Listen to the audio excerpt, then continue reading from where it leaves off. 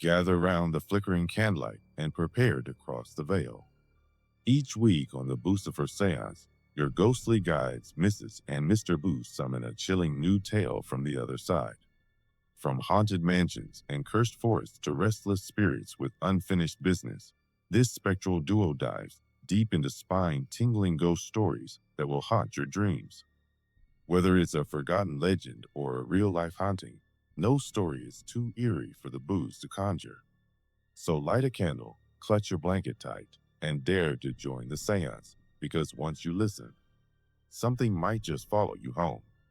Enter, if you dare.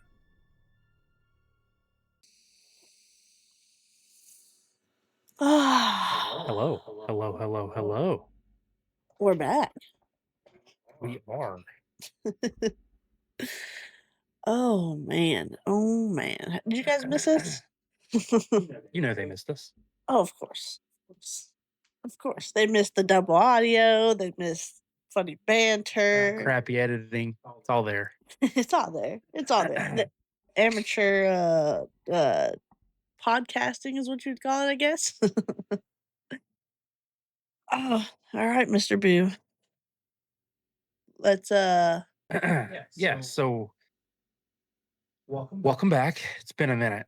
Uh so just a little update for those of you that may not know. We decided to take a little break, and the reason being we felt that we wanted to kind of establish like seasons, episodes, um, and do a little something different each time. So the previous videos, which you all have been so very graciously watching, um, we are now considering that season one, and with all its quirks and all of its nuances and terrible editing by me, it is season one. Episode two, as you can see, started today with our topic is going to be, and God forgive me, aliens. Um, and of course, it starts today on October 1st. So the plan is just to kind of keep everyone in the loop. We are going to do season two every week in October leading up to Halloween. And things are going to get progressively crazy in here. We're starting off pretty. I don't know what's the word. What's the word you would use, Miss Boo? Light, maybe. off the deep end. We're going off the deep end, guys. Well, not at first. Not at first. We're starting easy with Area 51 and some alien action. And I will say we have some things planned for the end of the season near Halloween that are they're going to be um, things that I have considered to put a parental guidance warning in front of. So that's the goal. We want season two to kind of be more spooky, more scary. We've got a few good viewer submissions in. Miss Boo is dying at the moment. Yeah. So today's topic is Area 51. So everyone, welcome back to the Boocifer Séance, where we dive into the mysteries of the unknown, the unexplained, and the unbelievable. Tonight, we're taking you to the one of the most secretive, most whispered about places on Earth. Deep in the Nevada desert lies Area 51. For decades, it was a place that officially did not exist, a barren stretch of restricted airspace, guarded by cameras, sensors, and armed guards. And yet, stories have always leaked out. Strange lights in the sky, impossible aircraft, hidden hangars, even whispers of bodies that don't seem to be human. Area 51 is more than just a military installation. It's a symbol of secrets too big for daylight. The question is, what's being hidden in the desert shadows? So, we're going to talk about Area 51. Miss Boo is, I'm going to give you a minute to go ahead and get your alien. Okay, enough with the freaking coughing, dude. I can't even talk over here. Go ahead and get your jitters out because I know you're excited about this one. Anyway, so we're talking about um aliens area 51. So we did a little bit of research in this. Area 51 is just so filled with many stories of I mean everything from obvious the UFOs to extraterrestrial life to people thinking that there's experiments that go on there. It's kind of crazy. So we did get kind of off topic of Area 51, but staying on topic with aliens. We did get a viewer submission story about an about aliens. This was so graciously sent to us by Black Sheep Hill, who is one of our beloved Twitch viewers and not mods, mod. And so she has given us permission to read this story, and I'm going to do that. It says so. Alien story incoming. As always, take this with a grain of salt, as it was a story told to me about an experience her dad had that was almost 20 years ago. My dad was definitely someone who believed in all things spiritual, paranormal, and everything in between. He was a longtime hunter and said he had seen and heard things in the woods he couldn't explain, and he felt like there was no way we were the only things living here or in the greater universe. Anyway, his profession was a crane operator for a large refinery nearby, and he was in that profession most of his life, but like all jobs, it came with some drawbacks, and working nights on turnarounds was one of them. Late nights for days at a time might make you think you were imagining stuff, but after talking to him and him also explaining the reaction he got from some of the other guys, I 100% believe he saw what he saw, and it wasn't just the long nights taking their toll. So in the refinery, they have an area called the tank farm. Basically, it's a large area with above ground storage tanks for petroleum products. On slower nights, these guys would grab a golf cart and sneak off into the tank farm to catch a quick nap. Well, the story I was told was that he went out solo one night and caught a quick nap in the tank farm. He woke up and felt like he couldn't really figure out what woke him up.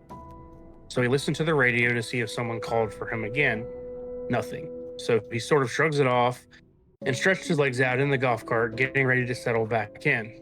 As he turned his neck a little bit to try and stretch a kink out, he saw something just barely move out of the edge of his vision. He turned his head to focus on it, thinking it was a stray cat or something, and he swears he saw part of a humanoid figure standing there, sort of peeking around the curve of one of the tanks. Tall, thin body structure, large, dark eyes. He didn't get more detailed because he said, after I about pooped my pants, he sat up and fumbled for the golf cart lights, but when they came on, nothing was there. He hightailed it back to the shop and said the guys saw his face and asked what was wrong, thinking he was sick or something. Eventually, he told them a story and, of course, got some guys ribbing him about it, about little green men. But a couple of the older guys sort of looked around and said that they had seen things out there, and by the docks, they couldn't fully explain either. And so they didn't really like going out there at night much. His best guess was that these refineries are lit up so brightly and so full of energy and people that perhaps someone visiting might be drawn to it and he might have caught one of them checking stuff out. So that's her story. Oh, look, she's back. Are you done dying? Yeah, just had a little mini asthma attack. It's okay. We're good. We're Okay. good. So we just did Black Sheep story. Nice. Nice. So as I was saying before, Miss Boo, would you like to get your non-death asthma jitter out about aliens before we get into this? Thoughts, questions, comments, concerns? Oh, I have no questions. I have no comments because they're there. They're out there.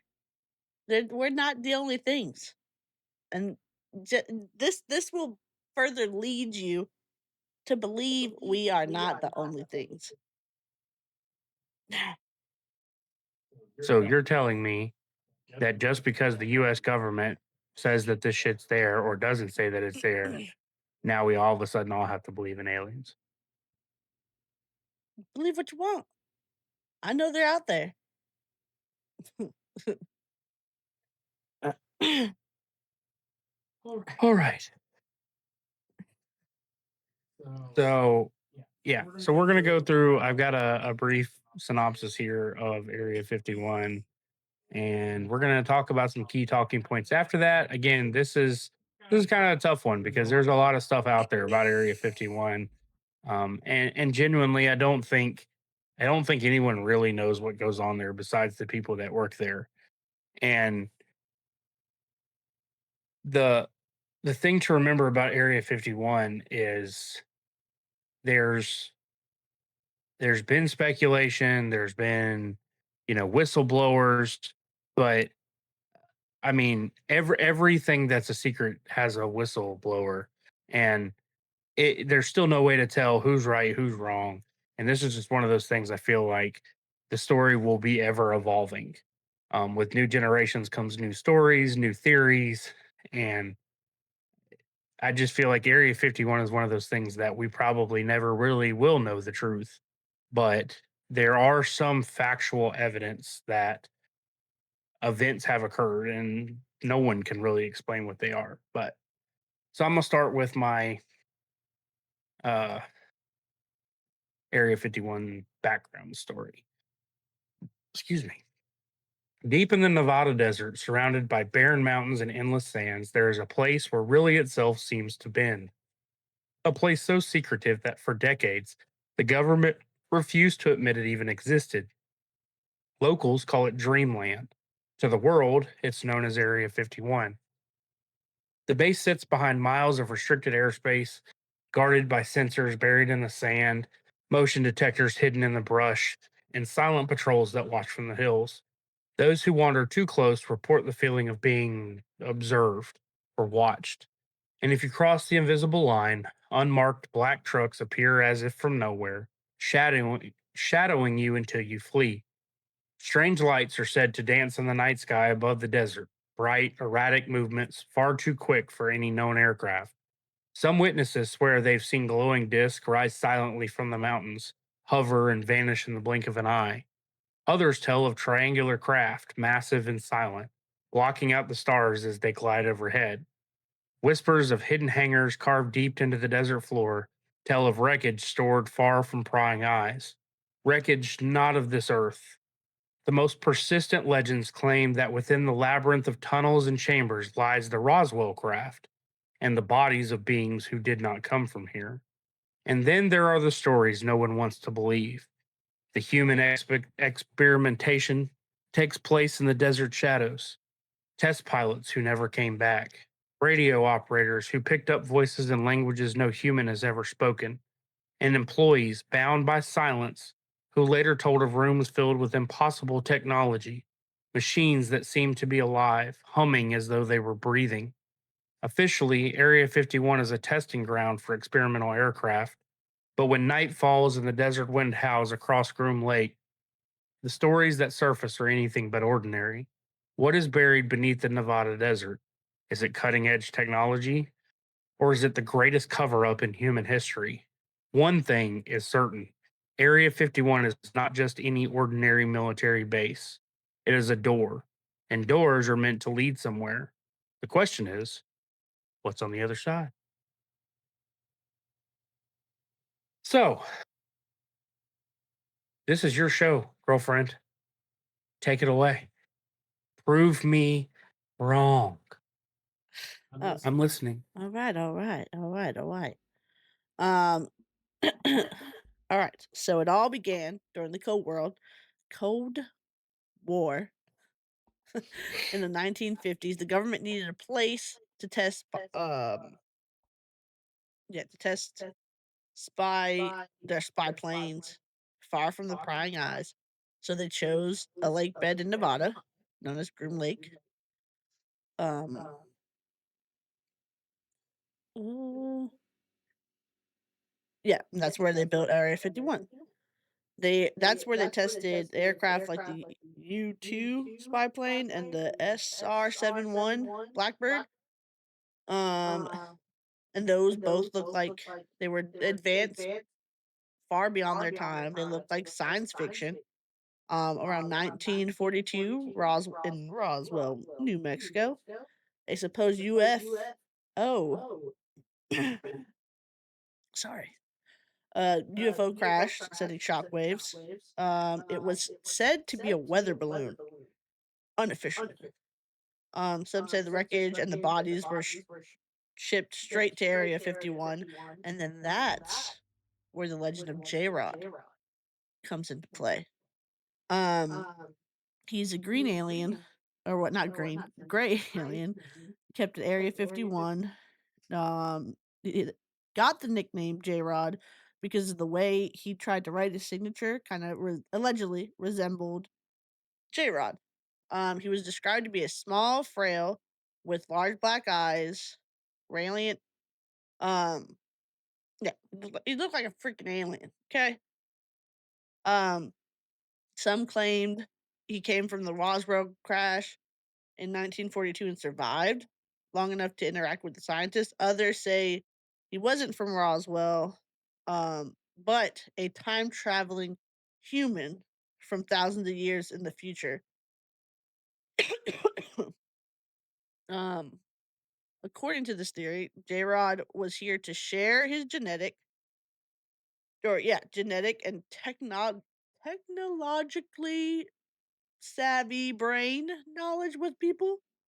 Um, he worked with a doctor. The doctor's name was Dan Birch, a microbiologist, who also claimed to work and interact with J-Rod in the 1990s.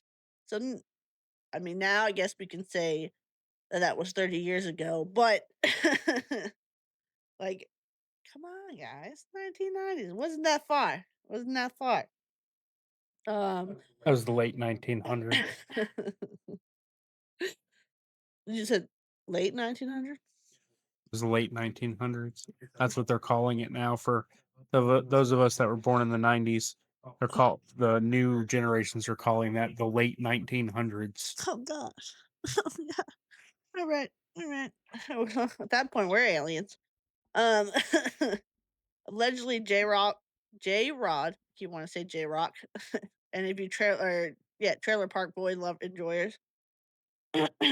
J Rod worked with the scientists in a biocent container chamber, teaching them advanced physics, advanced physics and DNA science. He was supposedly he supposedly struck a kind of deal with the US. I believe it was said to be, I can't believe I forgot to write the name down. President, maybe Eisenhower. I think it was Eisenhower. Don't quote me on that. Um he lived for decades. Some theories claim he was eventually allowed to return to his people, or another theory is he died at Area 51 and was buried in secret. Yeah, some witnesses described seeing J Rod's Jesus, long skeletal fingers pressed against the glass, trying to reach out. And some also claimed that his telepathic voice was said to feel like a whisper inside your skull, cold and sharp. um, so that was between 1947 to around the 1990s. In 1989, this is when Bob Lazar came into picture. He claimed he worked at the site, doing reverse engineering alien spacecraft. He described flying saucers, anti-gravity engines, and a mysterious element 115, that powered them. Still no such element exists, so we don't really know the actual name for element 115. Um, but that's what Bob Lazar claimed he worked on. Um, some UFOs around Area 51 turn out to be experimental U.S. aircraft, stealth bombers, spy planes, prototypes decades ahead of their time. So obviously they learned something from J-Rod. You're welcome. Uh, And then getting closer to recent time, when you approach Area 51, you'll see the warning signs, no trespassing, security. The security apparently there is known as camo dudes, that because they appear out of nowhere. They have no insignia, no names. They're just silent little camo dudes, just roaming the desert. Um, and the most, I guess, I don't know if you guys remember this, but in 2019, the internet went crazy and tried to storm Area 51. Um, the meme going around for that around 2019 was they can't stop all of us. Millions RSVP'd, thousands showed up, even though the gates never opened. I don't think anything ever happened. Hundreds, thousands didn't show up. There's hundreds. Was it hundreds? Mhm. But the gates never opened. Nothing really ever happened with that. And so no one ever still has yet to be in Area 51. And to this day, Area 51 is still silent. So just let us in. Let us tour. Let us tour it. This is me reaching out, government. Let me tour Area 51 for podcasts. I'll redact it if that worked. All right, I got a couple things. Shoot me. First of all, I'm going to talk on secrecy and denial. The two biggest points that create are responsible for whatever you want to say for what Area 51 is. The fact remains that today there is no one or any paper or document stating what Area 51 is, to our knowledge. So there's that, which, regardless if it is aliens, if it is human experimentation, I can tell you right now that the SR-71 was not developed at Area 51. I've seen an SR-71. I mean, it's it's it's a freaking airplane. Um, but so let's touch on that. I'm an Air Force nerd. I was in the Air Force. Okay, I'm gonna veer off a little bit. We're gonna touch on the SR-71, why it's mysterious and fuels into Area 51. Okay, so in the late 1950s, the U.S. needed a high-speed, high-altitude reconnaissance aircraft that could outrun the Soviet defenses. If you've ever um, if you ever look at it, an SR-71 can fly ungodly high, okay? And it's really not new technology of how that happened. The planes that fly that high, um, they use almost the same what's the word I'm looking for? They use the same technology as almost like spacecraft. So, and then you also touched on the U-2. The U-2 was made by Lockheed, mind you, and it was already in flight during the Cold War. But in 1960, there was a U-2 incident. Gary Powers was shot down over the USSR. Became clear that something faster and harder to hit was needed. So, birthed the SR-71 Blackbird. The project was handled by Lockheed Skunk Works, a secretive advanced development division led by legendary engineer Clarence Kelly Johnson. So again, going back to I keep referring to this, uh, secrecy and denial, right? So of course, secretive advanced development division. Ooh. Um, but let me put this into perspective. There's planes flying right now that they always tell you that the government has technology that's 10, 15 years ahead of us. But because of how the world works, we're not going to get into that. They don't release it. They don't release it to the public. But they've got things that are more powerful and stronger than what we have now. Um, So the Lockheed Skunk Works, their task was to design an aircraft that could fly above 80,000 feet and reach speeds of Mach 3 plus. That's 2,200 miles per hour. So before the SR 71, there was an A-12 ox cart, which was built for the CIA. This was the true predecessor, sleek, titanium bodied, and capable of unprecedented speeds.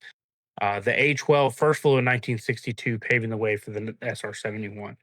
The SR 71 was first flown in 1964. It was the Air Force's version of the A-12, modified for greater range and advanced sensors. Its body was made of titanium, since ordinary metals would melt from friction at Mach 3. It used specially designed Pratt& Whitney J58 engines, which were part jet engine, part ramjet, allowing it to sustain extreme speeds. Much of the SR 71 and A-12 testing did happen at Groom Lake at Area 51. Local UFO reports during the 1960s were likely caused by people seeing these strange, futuristic black aircraft flying at altitudes and speeds that no one thought possible.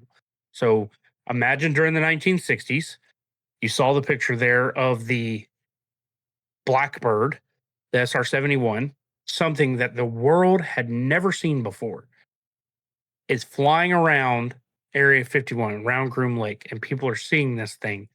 Green and red lights, the whole shebang. This thing's moving at the speed of Mach Jesus, 2,200 miles an hour. So it's very this kind of weighs into the sightings, I think. Not saying they were all the SR 71, but certainly someone called or reported an alien sighting when they first saw this thing freaking flying over. Um, the SR 71 entered into service in 1966. It was never shot down despite thousands of attempts. Whenever enemy missiles were launched, the Blackbird simply just outran them. The aircraft remained in service until 1998, though some believe secret successors were developed afterwards. Um, the SR 71 is still the fastest air breathing plane ever built. It blurred the line between science fiction and reality, leaving some to wonder if its tech was purely human made or if reverse engineering might have played a role. Many U.S. sightings in the 1960s and 70s likely came from civilians witnessing the Blackbird in flight. So there's my first debunk. Not saying it's 100% every sighting was the SR 71 Blackbird, but during the 1960s, that certainly was a key factor to note that the SR 71 was being tested at Groom Lake and that a percentage of the UFO sightings were most likely contributed to seeing this plane flying around at an ungodly speed. Um, let's go back to Roswell for a second. I want to dive a little bit deeper into the Roswell crash is one of the most famous UFO incidences in history, often considered the birthplace of modern extraterrestrial conspiracy theories. So in July of 1947, you said 1942, but I think you meant 47. Um, Something crashed on a ranch near Roswell, New Mexico. The U.S. military initially announced that it had recovered a flying disc, but quickly retracted the statement, saying it was just a weather balloon. That sudden change, of course, fueled decades of speculation that the government was covering up the recovery of an alien spacecraft. So again, what do we say? We're going to have a chant of this at the end of this podcast. What was it again? Do you remember? Do you remember? What are the key words in Area 51? Secrecy and denial. Two things that regardless of what happened at Area 51, the US government failed on. Secrecy and denial. So witnesses described strange metallic fragments that were extremely light but couldn't be bent or burned. Rancher W. Mac Brazel first reported the wreckage. The Roswell Army Airfield initially confirmed that they had a flying disc. Hours later, they changed the story to a weather balloon. Over the years, locals and military personnel claimed to have seen bodies of aliens being recovered from the crash site. Many came forward decades later, adding to the legend. Conspiracy theorists argue that the U.S. government hid alien technology and extraterrestrial bodies at Wright-Patterson Air Force Base or later at Area 51. And then Project Mogul explanation. In the 1990s, U.S. government declassified documents revealing Project Mogul, a top secret program using high altitude balloons to detect Soviet nuclear tests. officials claim that Roswell records was one of these balloons, not a UFO.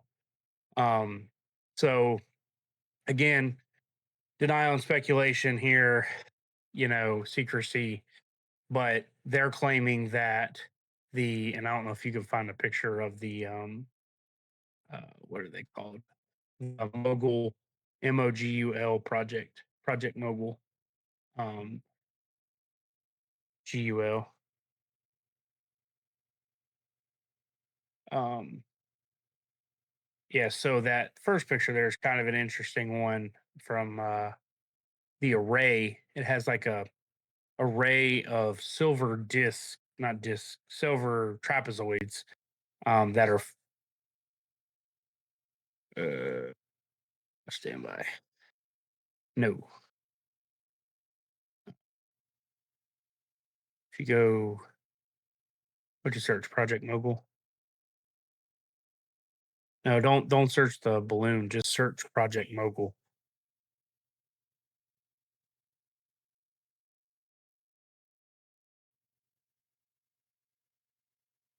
Uh,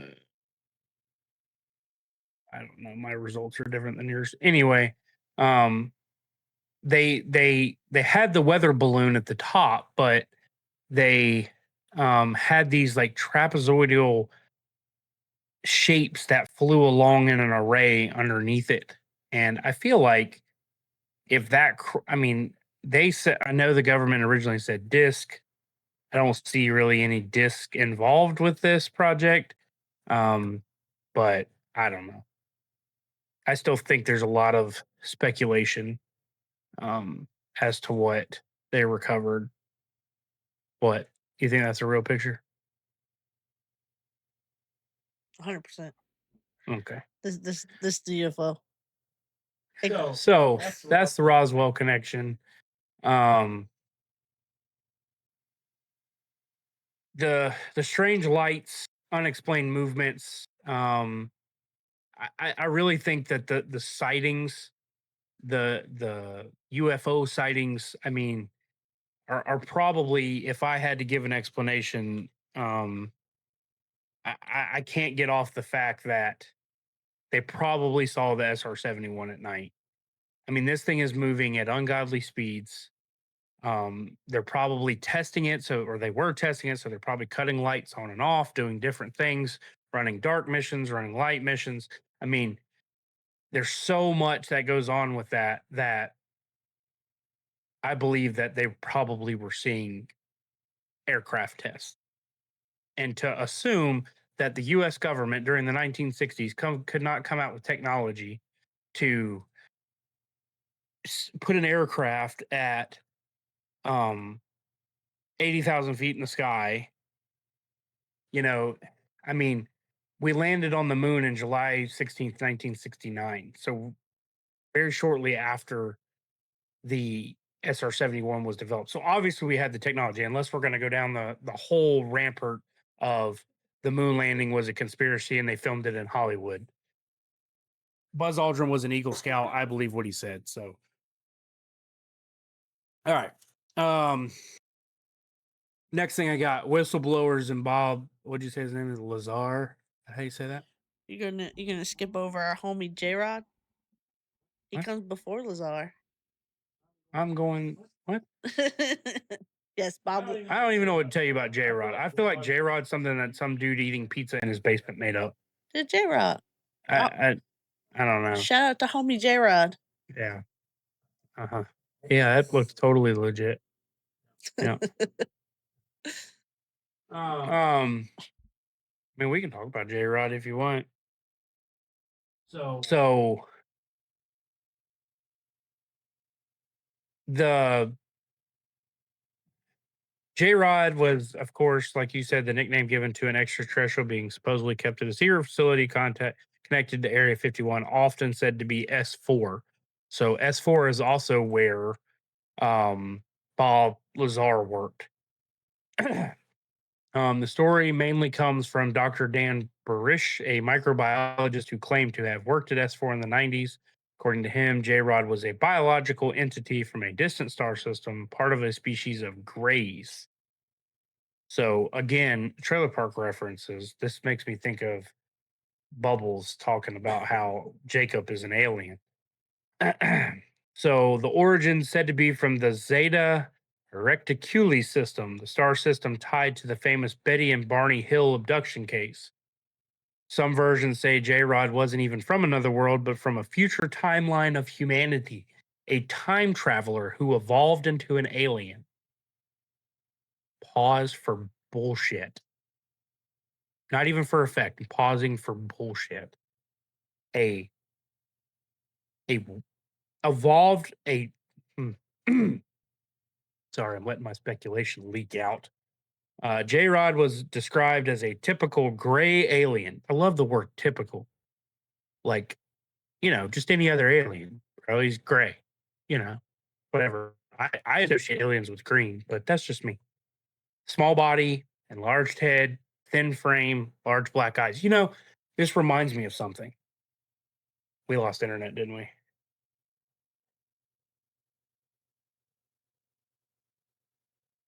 Huh? Oh, well, my bad, chat. I'm over here spinning wheel of death. So this reminds me of something, and I knew when I was reading this description. You ever been to like the county fair, and you got that little green dude on the stick, and he's like real slim, and he's green, and he's got the big black eye. The alien from the fair. Yeah, Yeah, yeah, yeah. yeah. I have many. Supposedly he was also very frail and sickly. Um, Burish claimed that he worked with J Rod to study and treat his deteriorating health, which is odd. It's very controversial to aliens. Usually, aliens are pretty healthy. The alien supposedly suffered from a disease linked to radiation exposure and genetic problems. So, an advanced life form, unless we're going to go back and say that aliens are not an advanced life form, but how did they get to Earth? Anyway, the usual perception is that aliens are an advanced life form, is now dying of radiation exposure and genetic problems, much like a human. The exchange program. Some whistleblower stories tie J Rod to the alleged Project Aquarius or Project Serpo, programs where humans and extraterrestrials exchanged knowledge and even personnel. So, God forbid you get enlisted in the Air Force and get shipped off with J Rod. J Rod allegedly provided advanced biological and technological information in return for assistance. So, J Rod supposedly lived in a secure, pressurized environment at S4. Interaction with him was highly controlled. Only a few scientists were allowed direct contact. Um, a lot of critics say that Burish's background does not check out. Much of his story sounds like science fiction. Supporters argue his detailed knowledge and consistency makes it hard to dismiss it. Some UFO researchers see J Rod as a symbolic figure, a fusion of alien lore, time travel theory, and government secrecy. So these folks are just saying, like I said, we're just going to hit all the speed bumps in the road at one time. We're going to hit time travel. We're going to hit aliens. We're going to hit. Are you happy now? That's J Rod. Yes. So Bob Lazar. Let's talk about him for a minute. 1989, Bob Lazar went public in an interview with Las Vegas reporter George Knapp, claiming he worked at a site called S4 near Area 51. Lazar said his job was to help reverse engineer alien spacecraft that the U.S. government had recovered. His story essentially put Area 51 on the map as a hub of alien conspiracy. Lazar claimed there were 9 flying saucers hidden in underground hangars. He described one as being powered by a mysterious element that allowed for gravity manipulation. Element 115, Lazar said the spacecraft ran on Element 115, an unknown substance at the time that could warp space time. In 2003, scientists actually synthesized a form of moscovium or Element 115, though not stable enough to be used as fuel. This fueled speculation that Lazar might have actually been telling the truth. He described the saucers as generating their own gravitational fields for movement. According to him, this technology defied conventional physics. Lazar claimed his life was threatened, his records were erased, and he was under constant government watch after going public. Indeed, there are questions about his past education and employment records, which some say were white. He was subjected to multiple polygraph tests, which some came back say he was truthful, some say they weren't. So, again, nothing firm there. Um, Without him, Area 51 might never have become the household name it is today. So, a lot of his speculation, a lot of his story developed Area 51 into what the world thinks it is today. Um, so, I'm going to end my rant, but the fact remains, it's like with anything else we talk about here usually. I don't see again anything definitive that that is what Area 51 is there for, what it's doing. Um the government, the military, man, if we're why are we so tied up with Area 51 when there's so I mean there's so much stuff that the government has that we don't even know about that's out there. There's bunkers and mountains. And just the other day, our neighbor was talking about how Congress or whatever put a bunker underground. And I mean, there's so much stuff that is very similar to this, but just because of the occult attachment to aliens, this Area 51 has flown off the handle. Because I'm gonna tell you right now, when I was in the military, you know, most Air Force bases, at least the Air Force base I was stationed at, was right on a road in a main town. So it wasn't like there was, you know, anywhere for them to have sensors or but there was cameras at every corner, there was guards everywhere. If you tried to get near the fence, somebody's going to pull up and talk to you. You know, a lot of this stuff isn't out of the ordinary, but it is because of where and how it's described at Area 51. So that's the end of my rant. I'm gonna let you counter there, Miss Boo. So if you're saying, so you think Lazar is a fraud or a whistleblower who was silenced? I'm gonna be honest with you. Most whistleblowers aren't telling the truth. I don't see anything. None of what he said. There's nothing anybody can go. All right. Well, that one thing he said is 100% true. I mean, there most whistleblowers, most not all, but most whistleblowers fabricate a story for whatever reason. And I don't have anything in front of me that says what he said is true. You don't have anything that says it wasn't. Boom. Look, I got J Rob behind me too.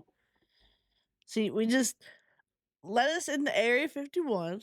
Let us walk around. If there's no alien technology in there and there's not like a tunnel of aliens underneath the ground, I mean, come on.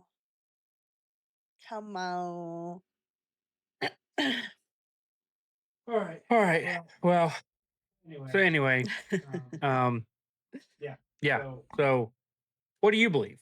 Is Area 51 simply a test site, classified aircraft, SR 71, U 2 bomber, or is it the epicenter of humanity's contact from crap that is not from this world, this galaxy? I don't know. The truth is always and will always remain buried at Area 51. There is nothing in our lifetime that's going to expose Area 51. I'm almost certain of it.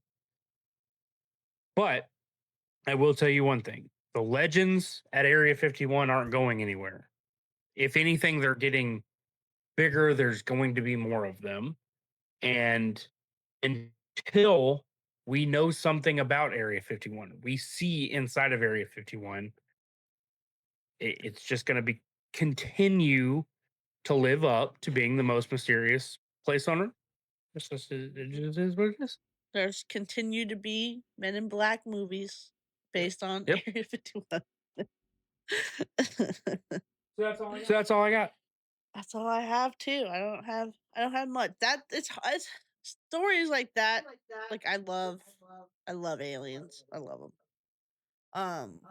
The stories like Area 51. It's hard to to do them when they're so locked down. Just like when we like season 1 when we did a lot of like the mental homes and the ghosts there. It's just hard to get information when it's so locked down. And then that makes you want to know more. You want more. Like why? Why won't you let us know? Why? I agree. So anyway, that's it for this week. Um, like I said, things are going to get progressively more intense going forward this month, leading up to Halloween. We've definitely got some interesting things to talk about, and yeah, it's going to get interesting. So check us out. We're on Facebook, obviously live here on Twitch on when we do it, and it'll be available on YouTube and Spotify this by the end of the week.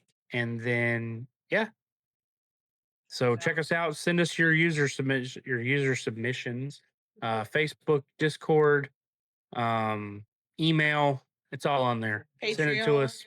We'd love to be and the Patreon. We'll be having some new stuff starting with season 2. We're going to revamp the Patreon, kind of show you some of our background information, pictures, a little bit more of the research that we don't get to talk about here. But yeah, so we will see you guys next time on the Boocifer Séance. And as always, Stay stay spooky. spooky.